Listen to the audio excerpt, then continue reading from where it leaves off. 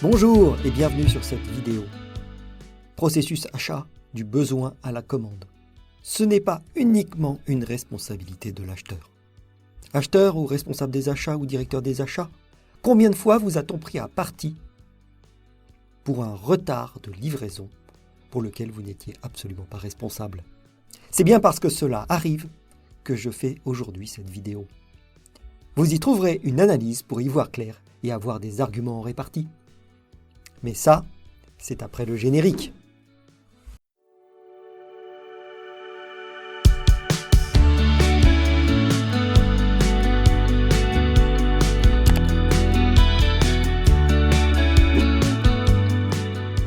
Et oui, bien souvent, toute la responsabilité des retards est portée, et bien souvent à tort, sur la fonction achat. Dans cette vidéo, nous allons analyser le processus et démontrer que, même si parfois c'est le cas, ce n'est absolument pas toujours le cas et que la responsabilité est largement partagée avec le reste de la société.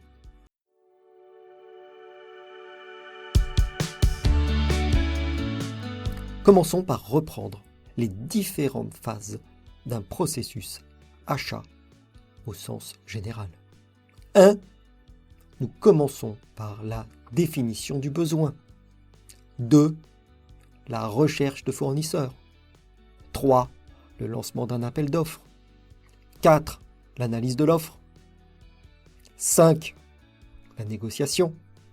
Et 6. Pour finir, la contractualisation sous forme de contrat ou de commande. Et lorsque je dis pour finir, j'oublie évidemment tout ce qui est suivi.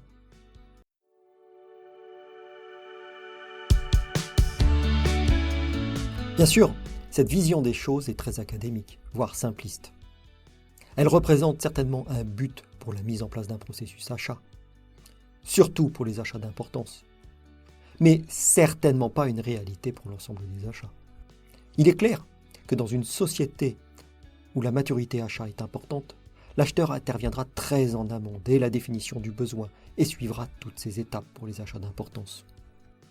Mais quel responsable achat est capable aujourd'hui de me dire qu'il respecte dans absolument tous les cas l'intégralité de ces étapes et qu'il les maîtrise? J'en connais pas. Surtout que l'on peut se poser la question si c'est réellement une nécessité. Surtout lorsque l'on pense aux achats de classe C.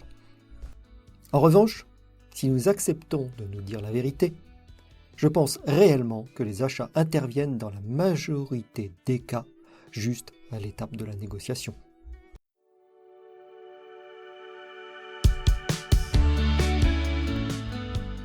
Les prescripteurs ont bien souvent réalisé seuls les étapes précédentes.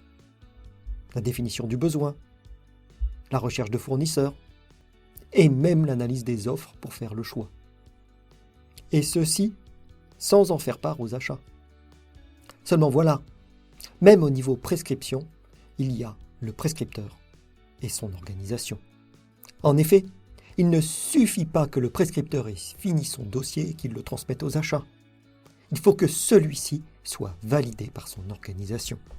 Et cela peut prendre plus ou moins de temps en fonction de l'enjeu. La validation sera double. Une validation technique par la hiérarchie du prescripteur et une validation financière par un contrôleur de gestion par exemple. Et en attendant, l'acheteur n'a toujours pas le dossier et n'a pas connaissance de celui-ci. Et généralement, si le prescripteur a bien fait son travail, il a défini une date de besoin qui, elle, est fixe.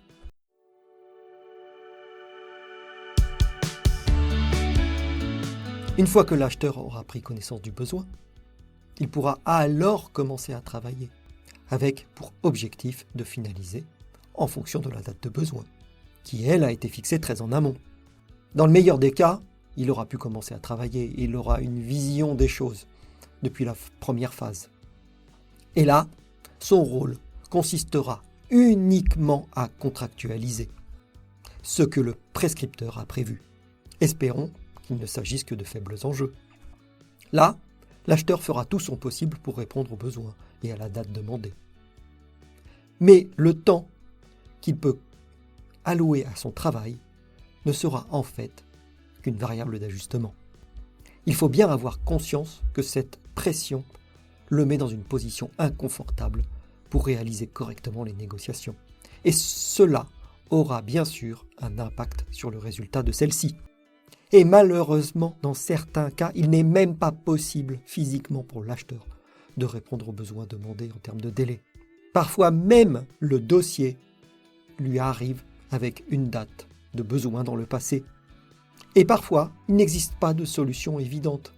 Et il faut faire une recherche de solutions de fournisseurs qui peut prendre du temps.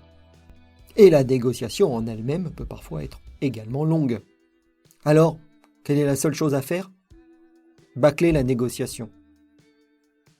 C'est bien sûr pas une bonne chose, de manière évidente pour les résultats financiers, mais également pour la sécurité juridique de votre société.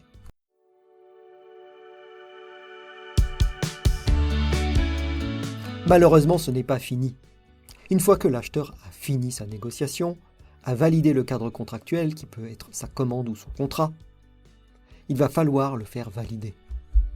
Et une fois encore, cette validation va prendre du temps en fonction de l'enjeu et de la typologie du document soumis, que ce soit un contrat ou une commande.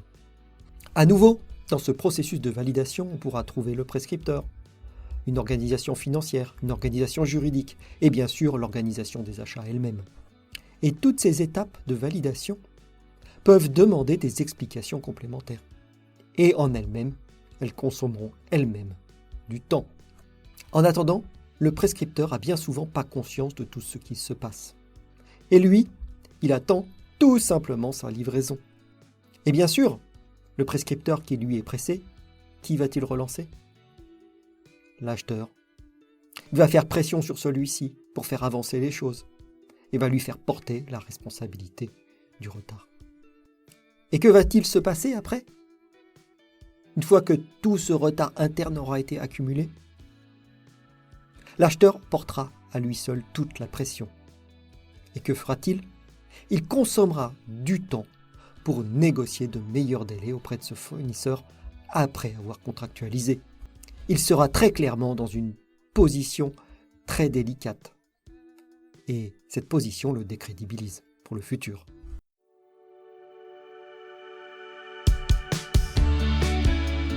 Et alors, est-ce qu'il y a une solution pour éviter tout ça?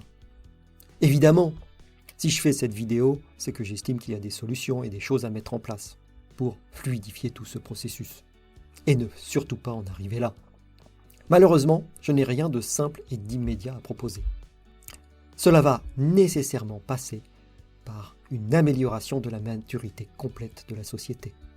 La première des solutions, peut-être la plus simple, consistera à former et informer l'ensemble des prescripteurs au fonctionnement du processus achat.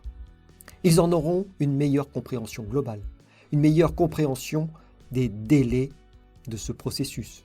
Et il pourra intégrer les délais de ce processus dans sa gestion de projet. Et la deuxième solution, celle que bien sûr je préconise le plus, est celle d'intégrer le plus en amont possible les achats. Et ceci dès la création d'un nouveau projet, du lancement du développement d'un produit ou de la réception d'une commande client. Bien sûr, dans le cas de produits sur mesure. Et on peut faire encore mieux, intégrer les achats dès les phases d'appel d'offres. Et là, toutes les contraintes des achats, à la fois en termes de fonctionnement, mais aussi de sécurité juridique, pourront être prises en compte très en amont.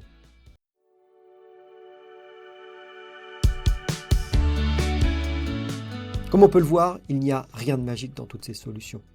Toutes nécessitent un changement important de culture et d'augmentation du niveau de maturité. Et bien sûr, cette évolution ne peut être qu'accompagnée par la direction des achats, mais aussi par la direction générale, car cela va bien au-delà du périmètre des services et des directions achats. N'oubliez pas la cloche, de vous abonner, et surtout le pouce bleu qui aident énormément cette chaîne. Je vous remercie d'avoir suivi cette vidéo et je vous dis à bientôt sur une autre vidéo.